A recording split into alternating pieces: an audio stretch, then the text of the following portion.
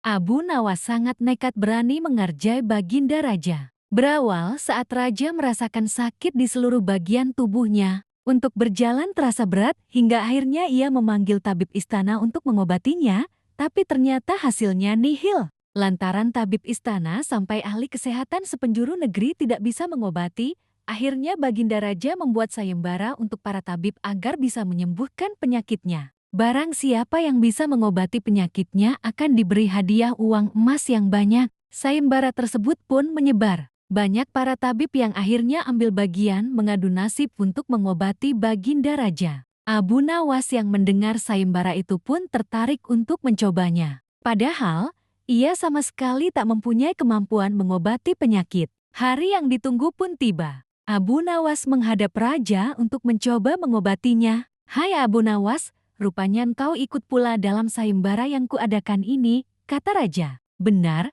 Baginda Raja," jawab Abu Nawas. "Apa kau bisa mengobati penyakitku ini?" tanya Baginda Raja. "Hamba akan mencobanya, Baginda Raja. Hamba akan mencoba menerapkan cara-cara yang belum pernah dilakukan tabib lainnya," ucap Abu Nawas meyakinkan. Ia kemudian meminta Baginda Raja untuk menerangkan penyakit apa yang diderita agar bisa memberikan tindak lanjut. Baginda Raja pun menerangkan jika tubuhnya terasa nyeri, tangan dan kakinya terasa pegal-pegal. Setelah memeriksa, Abu Nawas tidak langsung mengobati, ia meminta waktu 2 hari kepada Baginda Raja untuk meramu resep obat terbaik. Di bawah pohon yang rindang, ia terus berpikir resep untuk sang raja. Maklum saja, Abu Nawas bukan tabib sehingga bingung harus memberikan resep apa. Sambil duduk dan berpikir, dari kejauhan dia melihat seorang kakek tua yang masih sibuk sendirian memetik buah-buahan di kebun kurma. Abu Nawas yang heran langsung mendekati kakek tersebut.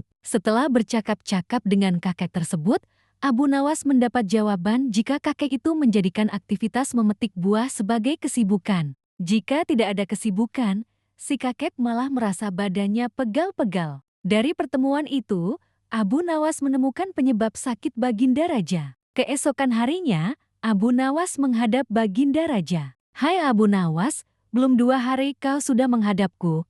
Mana obat untukku?" tanya Baginda Raja. "Maaf, Baginda Raja. Kali ini hamba datang belum membawa obat yang dapat Baginda minum, sebab obat yang bisa sembuhkan Baginda hanya telur unta. Baginda harus cari telur itu sendiri karena jika tidak dicari sendiri, maka khasiatnya akan hilang," terang Abu Nawas. "Kalau itu yang kau sarankan, baiklah aku akan segera mencarinya," jawab Baginda Raja. Dengan sekuat tenaga Baginda Raja coba mencari telur unta di pasar. Para pedagang pun terheran. Bukankan unta itu beranak, bukan bertelur, tapi mereka tidak berani mengatakan hal itu sebab yang mencari Baginda Raja. Setelah berkeliling kota dan tidak menemukan satupun penjual telur unta, Baginda Raja bertemu seorang nenek yang menjelaskan jika unta tidak bertelur tapi beranak. Raja lantas sadar jika ia baru dibohongi oleh Abu Nawas. Sampai di istana, Baginda Raja merasa kelelahan setelah perjuangan panjang mencari telur unta dengan berjalan. Ia akhirnya tertidur pulas karena capek yang diderita. Esok harinya Baginda Raja tampak segar bugar dan anehnya sakit yang diderita hilang.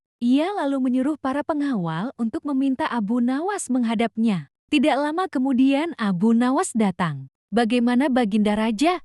Apakah telah menemukan telur unta yang hamba anjurkan?" tanya Abu Nawas setelah memberikan salam kedatangan. "Rupanya engkau telah mempermainkanku, ya?" ucap Baginda Raja dengan marah. "Apa yang Baginda maksud?" ujar Abu Nawas. "Engkau menyuruhku mencari telur unta.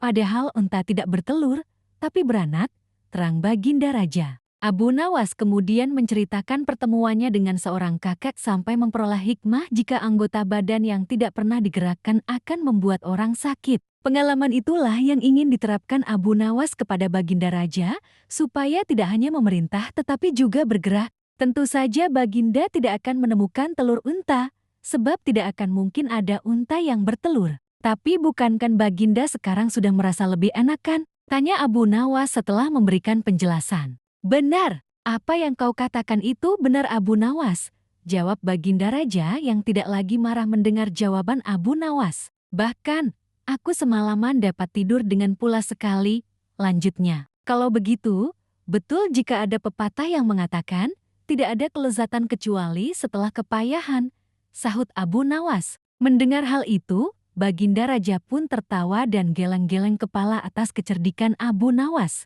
Walau alam bisawab.